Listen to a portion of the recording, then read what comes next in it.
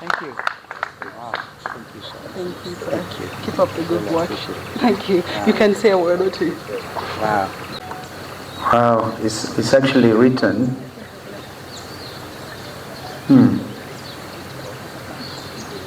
Regional conflict mediator. And my name. Actually 5 stars. 5 stars.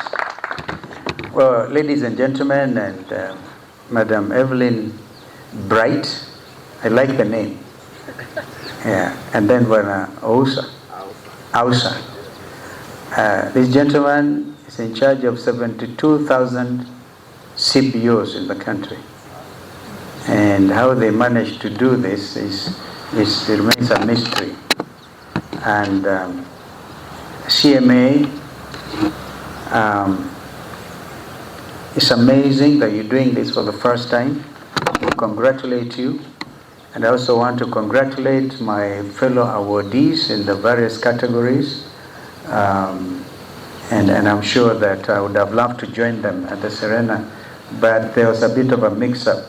We were ready to go to Reds on Blue, then it was changed to Serena. With that as it may, we have a country to think about, to love, to uphold the principles that hold us together, basically the rule of law.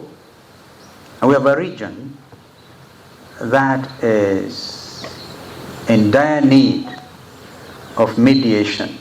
And even before we go to the region, the country itself, I happen to be a certified mediator myself, and I went through a mediation course. And I'm sure that may not have been captured. But people remember that when we were given some jobs to do by 2 presidents, President Daniel Arap Moi at that time as a young foreign minister. And if you allow me to mention Evelyn, you just mentioned to me that your grandmother is a famous Elizabeth Bagaya, who served as foreign minister in Uganda. And now she's doing regional work, literally. Can somebody hold this for me? Now that I've taken possession. So you see, you have that DNA of working for regional well-being, the integration of East Africans. I gather from Evelyn that the next stop will be Dar es Salaam in February. And I will want to bring on board people like my friend Jakaya Kikwete and others.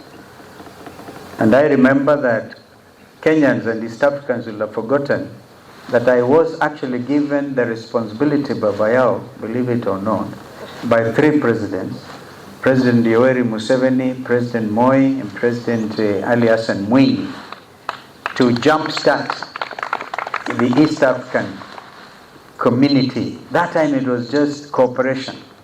And I was the first chair of the Tripartite Commission. My colleagues were at that time, Foreign Minister of Tanzania was Regasira. Kikwete had not even been appointed Foreign Minister. And Rugunda, who later became Prime Minister of Uganda, was also the Foreign Minister of Uganda. We worked with speed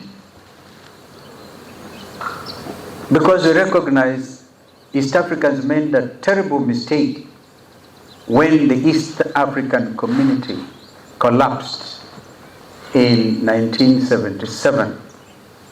Again, unknown to Kenyans and East Africans, Europe borrowed heavily, a kind of example. And they went on to build today, you talk about European Union. First of all, it was a commission, a union. And on our part, we decided, because of lack of political will, that time, remember President Milton Obote that time, Mwalimu Nyerere, Mzee Kenyatta. You recall, even today, sometimes Tanzanians wonder how it happened, because we took hold of Kenya Airways, East African Airways and things, and even the division of assets was a big issue. But now, the younger generation is coming of age, the Gen Z, because now I think our responsibility as senior leaders is to prepare this country and hand it over properly to the next generation. So we applaud our young leaders, the Gen Zs, who decided, hey, you will not take our country from us and escape. We will be hard. Therefore, Anifa, who was one of the recipients, is she on the way? Yeah, if she's here, we want to celebrate Anifa. She told the police to their face.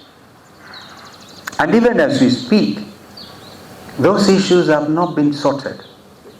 We heard from this administration of William Ruto that they were going to compensate the youths who lost their lives. The families are still waiting.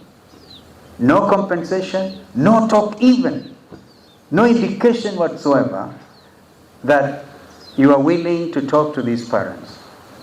Well, I think it is important. Justice demands that we don't make promises that we can't keep or we don't intend to keep. They just wanted an escape route, which they got. Some of us afforded them an escape route, and then they got all of it. And in fact, some of us who belong to the Azimio family are benefiting from the blood and the sweat of the many Kenyans who came to the streets, and the whole world stood still and took notice of the Gen Z revolt and movement. In my view, that revolution continues. Until these things are sorted out and Kenyans made to live peaceably with each other. Remember, I think it's in the book of Ephesians where the Bible tells us, as much as live peaceably with all men. Leaders, we will be there looking for votes and calling each other names. But remember, we have a country. We are all, at the end of the day, Kenyans, East Africans, and members of the world community. Therefore, the example of the Gen Z and the millennials, by the way, they are the ones who came out in Botswana hardly 2 weeks ago. The Gen Zs and the millennials came out. So, I think it's within the mediation spirit to ask this administration to give IDs to these young Kenyans, because they want to come and teach some people a lesson of their lives. Like they did in Botswana, where the ruling party that time, the president who did one term, and if you look at what happened in Botswana, you can almost see exactly what has happened in Kenya. The president who was driven out by the Gen Zs and the millennials was torturing his predecessor Ian Khan, I think that's the name. Yeah, and in fact that president escaped. Former president went to South Africa on exile. And then you preach hatred. Again, remember the biblical principle. You kill by the sword, you die by the sword. So there's so much. When God gives us bread, let us live peaceably with each other. Don't punish your opponents. You know, now, there are business people in this country who cannot dare to be identified with the opposition because they know the KRA people will be on their case tomorrow. Yani watu wanaishi kwa woga. So we must say no to fear. In a democracy, you cannot have that principle of fear and call yourself a democratic state. Therefore, the Gen Z said, whether we die, they were almost like Paul, who wrote and said, for me to live is Christ, and to die is gain. They said to die is gain. So we have to redeem this land. So that blood cannot have been shed in vain. In 2023, at these grounds, after the demonstrations, the churches in Nairobi could not even allow us to hold some requiem mass for the almost 70 young people who died. So we had to put a tent here. You may remember media colleagues that we were putting wreaths here Former President Uhuru was here, Raila was here, I was here, and other leaders. We couldn't even be allowed to bury those young people decently. And we ferried them to Siaya, to Makueni. We ferried them. And then a repeat of 2024, this time led by the GENZs. So there's time now, there's need for us to talk, mediation, and ability to live together as Kenyans. Though we will disagree, as indeed we ought to, but let us remember that what is it that is the nexus holding us together? Our Constitution 2010 bequeathed to us by President Kibaki. At least hold that. Let's hold to that constitutionalism, that sense of constitutionalism and the rule of law. And when we say tumeumizana, people should be to say sorry literally and do something about it. We will on Friday here be addressing a very critical issue because our research team is on it. So media, don't be tired. We want to talk about this vaccination of 22 million cows. Mutashangaa kabisa the reason behind it. People using climate change debate say our cows produce methane gas, which is okay, our cows, right? And because of the clever Kenyans actually do biogas, they cook with it. Now they want to vaccinate our cows in order to stop producing. Yeah, can you imagine? Because they see you in offend the ozone layer, and to use Kenya as a guinea pig. So after this vaccination of 22 million cattle, we will be eating meat that has been genetically modified. It's not enough that they have lifted the orders on GMO and we have gone to the appeal court. GMO imekubalika. We need therefore this mediation spirit in us so we know, tell each other the truth. So this is really, come to think of it, this is dangerous stuff. But we'll be talking about it on Friday. When Jeremiah Kioni kept on talking about this over the weekend, I was wondering, what is Kioni talking about? Until the reality has hit me. So, we will say a polite and firm no to some of these machinations. And we'll ask our people. By saying no, you're not saying you don't belong to Kenya, you want to immigrate. No, this is the only land. This is our land. Yeah. In the book of Isaiah, Kenyans have tried to identify where Kenya is. The land beyond the rivers of Ethiopia. So this land is important. Kwa hivyo mimi nawashukuru sana. I don't know whether it will be in order for me to ask one or two of my colleagues. Yeah, Paloma. We take a picture first. We face that way. So you want us to turn the chairs? The front. Okay. I really hope I never could be here in time. So the peace we celebrated, then after that, he had something to do with it. And this country remembers him for that. And not just in this country, beyond our borders, in the Sudan, South Sudan, the role he has played in stabilizing the region, in bringing peace in the region. You couldn't have found a better person for this award. And we want to thank you for that. But also to congratulate His Excellency for his outstanding role as a mediator, as a peacemaker, and as a leader who has always fought to bring the country together for all Kenyans to live in peace and harmony. So we are very proud today to celebrate this award. And the Bible says, blessed are the peacemakers, for they shall be called the children of God. Your Excellency, congratulations, and we're very proud of you. But also to say what Bishop Desmond Tutu once said, that without justice there can be no peace. Without peace there can be no development. I want to share the sentiments of His Excellency that indeed, even as we move forward, we must ensure that we do justice to ensure that our country is peaceful.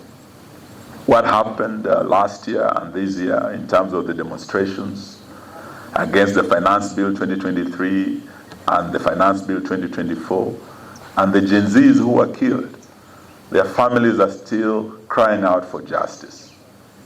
Perhaps today we might see the country is calm and think that our country is peaceful. Indeed, it might just be the calm before the storm, especially with the plans of this broad-based government to bring back the 2024 Finance Bill. We did tell them last year that please drop this finance bill. They did not listen to us, and it costed lives. 75 died last year, over 60 died this year, and bringing back this finance bill is like bringing back the storm that caused bloodshed. And as we celebrate this peacemaker, we want to reach out to the broad-based government to tell them not to provoke the wrath of the Gen Zs to come back to the streets, but also to do justice for the families who lost their dear ones. And that we will fight for even as we celebrate this award. Perhaps maybe I would invite Governor Waitito and one or two colleagues to also congratulate our leader, but to assure the country that even as we move forward, we will continue fighting for peace and for justice for our fellow Kenyans. Karibu Governor, usalimie, upongeze. 3,000, but the family cannot afford. So they end up doing the case for 10 years. They cannot attend school. Their active age is gone because of things we could have sorted otherwise within the family. As a CPO council leader, I've had a discussion with CMA to have our people from the villages trained. They will cater for the training cost so that mediation can start from the grassroots and change the lives of people. We have 3,000 women in prison. Half of them are under the age of 30 years old. They need to start families. How can they start families in prison? We have kids who have been born in prison, raised in prison because of their parents or the mother was involved in a very petty crime, which otherwise they forgave each other back home, but still the case is in the court because it's now at the level where law is applied. It is difficult to mediate within them. I stand here believing that this is the beginning of serious mediation and peace within the communities. I also believe in you because you have members in Parliament, you have members in the Senate, like this friend of mine here. Serious senators you have in Parliament. There is a way you can pass the message we have through your members of Parliament. We all know what is happening in Kenya today politically, but having you and you have a team behind you, civil society has different voices coming from every quarter, very good voices, but the voices are not coordinated. So we're even thinking, can we as civil society come together and form a certain union that can pass the message we have to you so that you can use your parliamentarians and senators to implement or protect the parliament so that we have our voices heard. Approaching individual members of parliament becomes very difficult. We have a few options. One of it is to come up with a shadow cabinet of civil society. That does not stop you from having you as an opposition leader. But ours is to consolidate the good voices of the GENZs, the other civil society leaders, so that we give to you as a document that can be discussed at a level where decisions are made. I hope with those few remarks, I want to thank you so much for creating time to come and receive this award. And I will invite my partner, senior partner, CMA Evelyn Dwight, to come with the award so that we can award His Excellency.